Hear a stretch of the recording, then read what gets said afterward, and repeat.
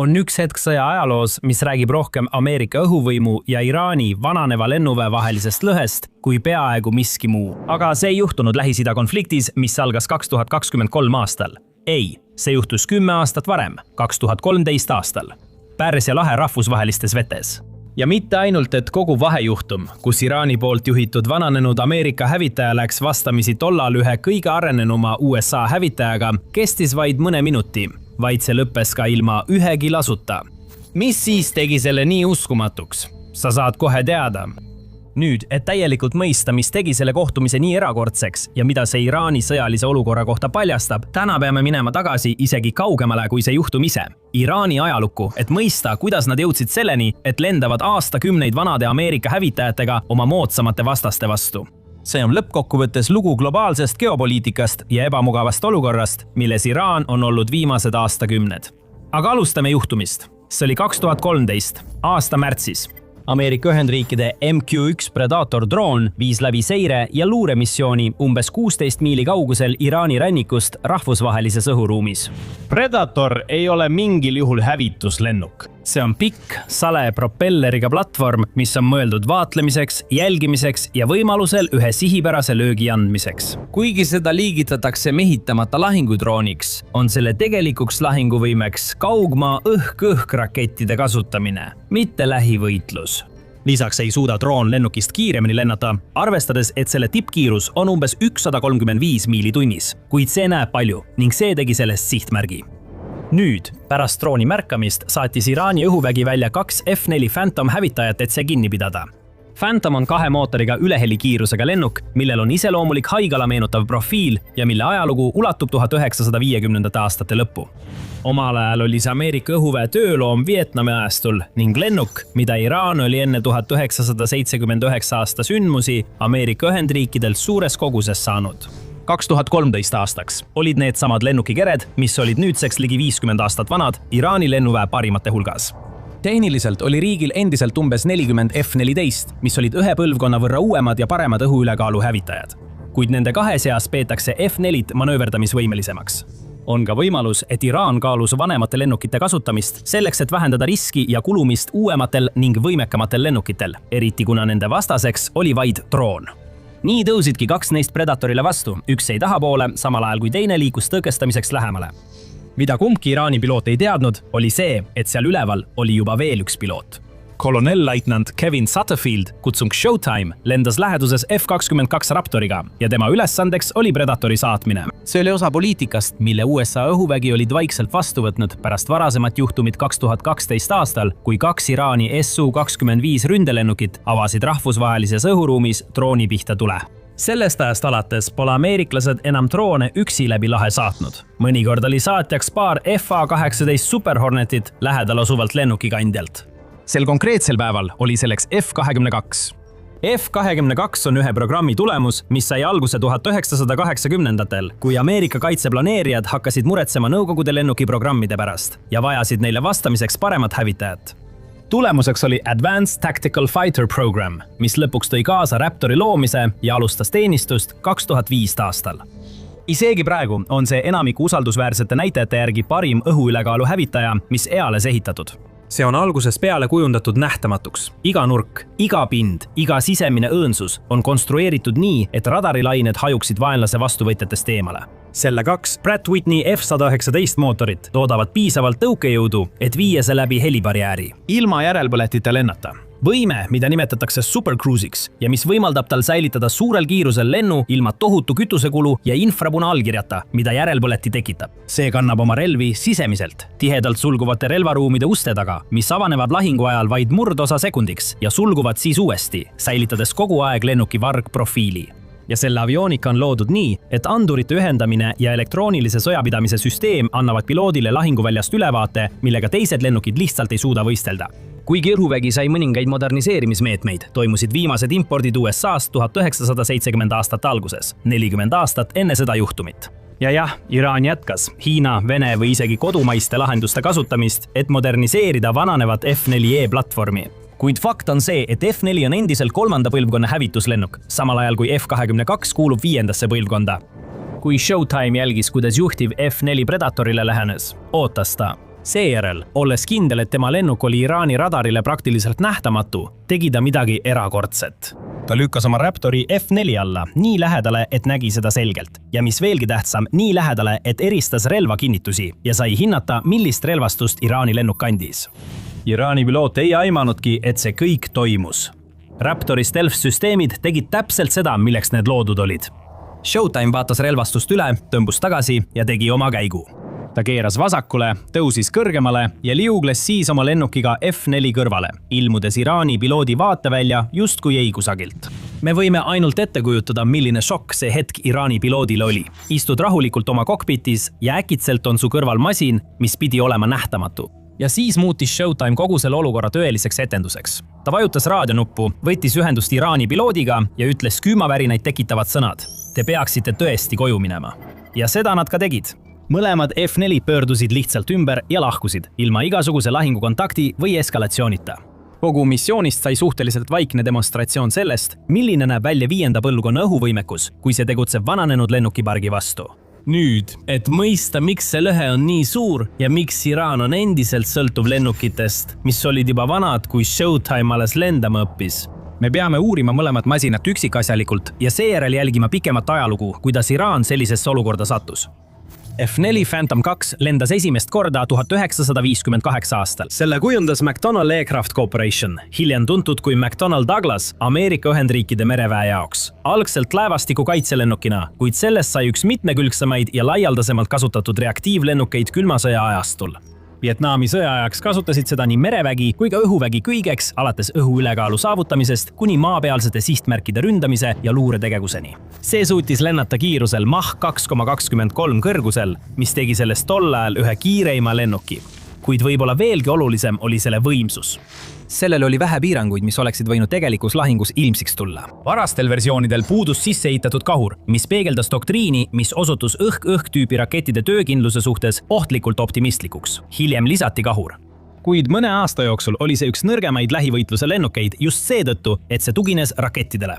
Lisaks vajas reaktiivlennuk ulatuslikku hooldust ning selle radar, mis oli oma aja kohta arenenud, oli suur mehaaniliselt skaneeritav antenn, mis tekitas suure radari peegelduspinna ja oli häirete ning segamise suhtes vastuvõtlik.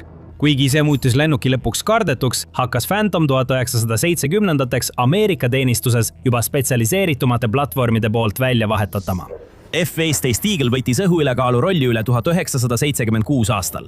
F-16 Fighting Falcon saabus mitmeotstarbeliseks kasutuseks 1978 aastal. Phantom eemaldati järk-järgult Ameerika esirinde teenistusest ja lõpuks lõpetati selle kasutamine täielikult 1990-ndate keskpaigaks. Tänapäeval lendab USA õhujõud peamiselt F-22 ja F-35 lennukitega. Samas kui vanemaid lennukeid nagu F-15 ja F-16 kasutatakse endiselt mõnevõrra, kuna nende üldkulud on madalamad ja uue seadme kasutamist pealiskaudsel missioonil ei peeta vajalikuks. F-4 ainus koht USA pinnal on muuseumides, kuid Iraanis on need samad hävitajad endiselt kasutusel, vähemalt paberil, sest Iraanil pole olnud võimalust neid asendada. Võrdluseks, F-22 Raptor esindab 60 aastat lennundusinseneeria arengut. Selle radari ristlõike pindala on hinnanguliselt umbes sama suur kui teraskuulil. See on vaid väike osa sellest, mida isegi kaasaegne 4. põlvkonna hävitaja vaenlase radarile näitab ja peaaegu hoomamatu vähenemine võrreldes Phantomiga. Selle sensoori andmete koondamine integreerib teavet oma radari, passiivsete infrapunaandurite ning teiste lennukite ja maajaamade kaudu saadetud andmete põhjal. See esitab piloodile sünteesitud ühtse pildi, mitte erinevate süsteemide toorandmeid. Lennuki sihtimissüsteem suudab jälgida korraga mitut sihtmärki, rünnata neid pika maa tagant sisemistest relvakambritest lastavate AIM-120 AMRAAM rakettidega ning teha seda kõike jäädes samal ajal vastaste lennukite jaoks praktiliselt nähtamatuks. Nägemisulatusest väljaspool peetavas õhulahingus ei pruugi Iraani F-4 piloot isegi teada, et F-22 on samas õhuruumis, enne kui rakett on juba õhus. Ja isegi lähivõitluses on Raptor sama domineeriv. Selle suunatava tõukejõuga tüüsid võimaldavad suunata mootorite heitgaase, et kontrollida lennuki asendit sõltumata lennukiirusest, andes sellele märkimisväärse manööverdusvõime madalatel kiirustel. Kui F-4 läheks lähivõitluses pöörlemisduelli F-22-ga, keeraks F-22 oma agressiivsema manööverdamisega selle kohe välja. Aga loomulikult ei jõuaks see kunagi sellise võitluseni ilma, et teda enne avastataks. Kuid miks Iraan ikkagi endiselt F-4-sid kasutab? Põhimõtteliselt sellepärast, et Iraan ja USA ei olnud enam sõbrad. Enne 1979 aastat olid Iraanil ja Ameerika Ühendriikidel tegelikult üsna head suhted, mis hõlmasid ka sõjavarustuse tehinguid. Iraani šah Mohammad Reza Pahlavi oli kogu külma sõja vältel Ameerika Ühendriikide lähedane liitlane ning järjestikused USA valitsused pidasid tugevat Iraani sõjaväge stabiliseerivaks jõuks piirkonnas, mis oli peaaegu pidevalt laiaulatusliku sõja äärel. Nii voolasid Ameerika relvad Iraani tohututes kogustes, sealhulgas tankid, helikopterid, sõjalaevad ja lennukid. Selle tulemusena oli Iraani keiserlik õhuvägi piirkondlike standardite järgi erakordselt hästi varustatud. Oma tipul opereeris Iraan üle 200 F-4 Phantom hävitaja erinevates variantides, samuti F-5 Tigeri laadseid hävitajaid ja oli tegelikult tellinud tollal tipptasemel F-14 Tomcati, mis oli muudetava tiivaga mereväe püüdurhävitaja, mis hiljem sai kuulsaks filmi Top Gun kaudu. Enne revolutsiooni toimetati Iraanile tegelikult umbes 80 F-14 hävitajat. Iraan sai ka varuosi, torustikke ja mis veelgi olulisem, väljaõpet. Ameerika instruktorid töötasid koos Iraani pilootidega, õpetades taktikat ja hooldustasemel, millega vähesed teised piirkonna riigid suutsid võistelda. Siis toimus islamirevolutsioon. 1979 aastal kukutati Shah Pahlavi. Ameerika saatkond hõivati ja 52 diplomaati hoiti pantvangis 444 päeva. Suhted Washingtoni ja Teherani vahel lagunesid üleöö ning relvade tarnimine katkes. Varsti pärast seda lõppesid varuosade tarned ning kui Ameerika nõustajad revolutsiooni alguses lahkusid, jäi Iraani õhuvägi ühe kõige moodsama lennukipargiga Lähis-Idas, kuid täiesti ilma võimaluseta seda ülal pidada. Ajastus ei saanud Iraani jaoks olla halvem. Aasta jooksul tungis Iraak Iraani sisse. Iraani-Iraagi sõda, mis kestis aastatel 1980 kuni 1988, oli kurnav ja katastroofiline konflikt, mis nõudis mõlemal poolel 100 000 inimelusid. Iraani õhujõud võitlesid selle sõja ajal visalt. F-14 ja F-4 lennukid esinesid varustuskriisi arvestades paremini, kui paljud ootasid, kuid lennukipargi kaotused olid rängad. Lennukeid kaotati lahingutes ning teisi kasutati varuosadena, et hoida alles jäänud lennukid õhus. Sõja lõpuks oli sadadesse ulatunud lennukipark vaid varjuks oma endisest suurusest ning iga alles jäänud lennuk oli nüüd aastaid vanem ja raskemini hooldatav. Ilmselge küsimus on siis, miks Iraan ei saanud neid lennukeid lihtsalt asendada? Revolutsioonist on möödunud juba üle 40 aasta. Võiks arvata, et selle aja jooksul oleks Iraan suutnud hankida kaasaegseid reaktiivlennukeid kuskilt, näiteks Venemaalt või Hiinast. Vastus on keerulisem, kui see esmapilgul paistab, ja see puudutab Iraani tegelikku sõjalist olukorda. Aga enne kui me sellesse süveneme, kindlasti telli The Military Show kanal. Me pakume põhjalikke analüüse ajalooliste sündmuste kohta ning jälgime ka uusimaid arenguid ülemaailmses geopoliitikas. Nüüd, et vastata küsimusele, kuidas Iraan jäi vananenud F-4-dega, alustame Venemaast, kuna teda peetakse sageli Iraani patrooniks ja Ameerika mõju vastukaaluks piirkonnas. Ja selles on oma tõetera, sest Venemaa on müünud Iraanile õhutõrje raketisüsteeme, sealhulgas S-300, mis parandas oluliselt Iraani maismaapõhiseid õhukaitsevõimekusi. Vene ja Iraani huvid on samuti Süürias kattunud, et seista vastu Iisraeli ümbritsevale läänekorrale, kuid sellel suhtel on olulised piirangud, mida sageli eiratakse. Venemaa on olnud märkimisväärselt tõrges müüma Iraanile kaasaegseid lahingulennukeid. Selle põhjused on strateegilised. Moskval on vaja tasakaalustada omaenda piirkondlikke huve. Pärast aastat 1990 oli Iisrael üks Venemaa maagaasi suurimaid ostjaid. See suundumus lõppes alles pärast 2022 aasta sanktsioone. See tähendas, et tal võis olla Moskvas märkimisväärne mõjuvõim.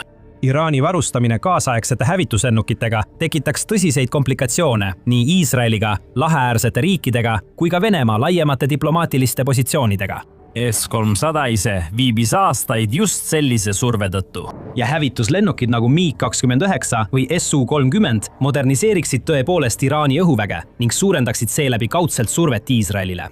Venemaa tuleb samuti selles piirkonnas lääneriikide suhtes ettevaatlikult tegutseda. Kui USA ja tema liitlased usuvad, et Venemaa ületab Lähis-Idas oma piire, võidakse talle kehtestada veelgi rohkem sanktsioone. Muidugi muutus see kõik 2014 aastaks ebaoluliseks, kuid enne seda valitses selline suhtumine.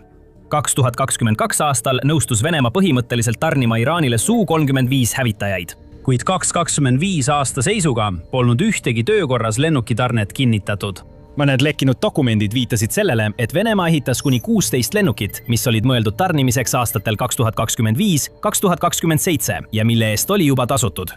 Kuid Ukraina sõja asjaolud on muutnud Venemaa sõjalise ekspordi teistele riikidele märkimisväärselt keerulisemaks. Hiina on samuti tarninud piiratud koguses suhteliselt vananenud süsteeme. Iraan on püüdnud arendada omaenda lennukid kodumaal, Hisakosa. Kerge hävituslennuk, mille väidetakse olevat tuletatud Ameerika F-5, on saanud märkimisväärset avalikku tähelepanu. Sõltumatud hinnangud viitavad, et see ei paku suurt midagi enamat kui algne F-5. Iraan on samuti püüdnud oma olemasolevaid F-14 ja F-4 lennukeid täiustada kohapeal hangitud komponentide ja muudatustega. Kuid põhikonstruktsioonid on endiselt samad, mis tarniti enne 1979 aastat. Ükskõik millised muudatused ka ei oleks, ei saa sa tegelikult uuendada 1960-ndate disainiga reaktiivlennuki aerodünaamikat, radari ristlõiget ega põhiseadmete arhitektuuri ilma sisuliselt uut lennukit ehitamata. Tulemuseks on õhuvägi, mille inventaris on endiselt F-4 Phantomid, F-14 Tomtatid, F-5 Tigerid, F-MiG-200-Lexi, tudensad Phantomid, Miston on Senet-Kalekt, Miston on Chaksi vendimiste F-14 tähendirähed, F-14 Lexi, F-14 Ühekspurt, Miston on Chaksi vendimiste F-14 tähendirähed. Suremiseks on Hiina päritolu F-7. Aga tegelikkuses on neist töökorras ja lahinguvalmis vaid väike osa. Ja kuigi hinnangud Iraani töökorras hävituslennukite arvu kohta erinevad, viitavad usaldusväärsed kaitseanalüütikud üldiselt sellele, et lennukite arv, mida suudetaks tegelikult kõrge intensiivsusega lahingutegevuses kasutada, on palju väiksem kui see, mille riik enne revolutsiooni sai. Varuoosi on vähe ja hooldus on keeruline. 2026 aasta veebruaris kukkus Iraani õhujõudude lennuk Hamadani provintsis rutiinsel treeninglennul alla, hukkudes üks 2 pardal olnud meeskonnaliikmest. See oli F-4 lennukiga seotud juhtum, mis tegi veel 2026 aastal treeninglende ja kukkus endiselt alla, sest lennuki kere on 50 aastat vana ning seda pole millegagi asendada. Kuid varustus on vaid osa loost. Teine mõõde ja pikaajaliselt võib-olla isegi olulisem on väljaõpe. Ja siin on lõhe Ameerika Ühendriikide ja Iraani vahel sama silmatorkav.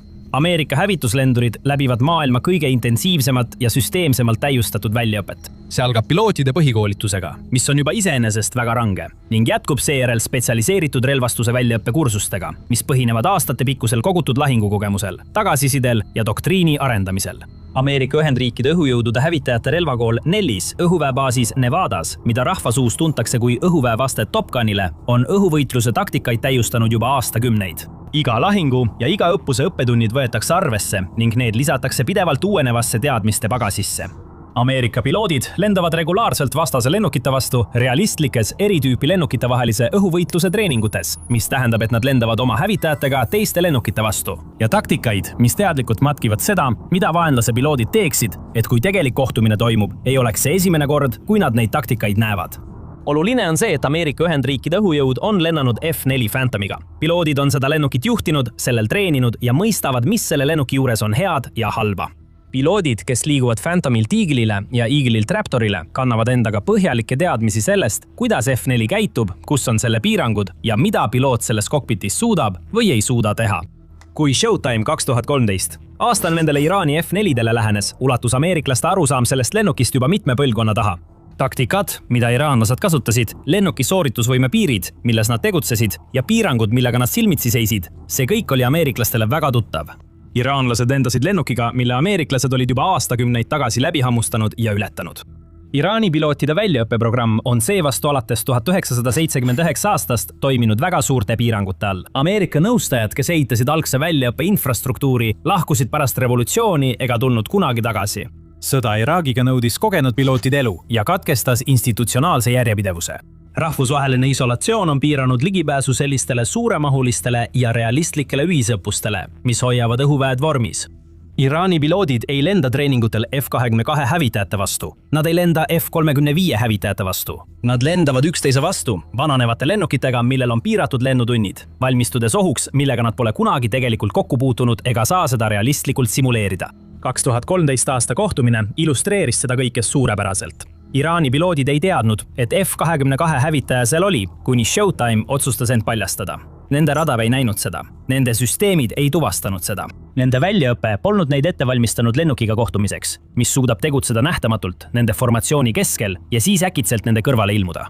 Siis on veel psühholoogiline aspekt. Lennuk ilmub eikusagilt otse sinu kõrvale platvormil, mida sinu parimad sensorid ei suutnud leida. See tekitaks kohese šoki ja taganemise. Ja just nii juhtuski. Sügavam mõte on see, et sõjaline jõud ei sõltu ainult sellest, kellel on suurim eelarve või poliitilisest tahtest. See sõltub ka ajast. Nagu aastakümned, mis kulusid sidusa, jätkusuutliku ja institutsionaalselt terve õhuväe ülesehitamiseks, kus on kaasaegsed lennukid, põhjalikud väljaõppeprogrammid ning organisatsiooniline mälu, mis tekib pideva arenduse ja reaalse operatiivkogemuse kaudu. Ameerika Ühendriigid on seda järjepidevust hoidnud katkematult teisest maailmasõjast saadik. Sõja arengukaar kuuldab F4 Phantomist, F-15, F-16, F-22 ja F-35 nii, kus iga põlvkond võtab üle eelmise õppetunnid.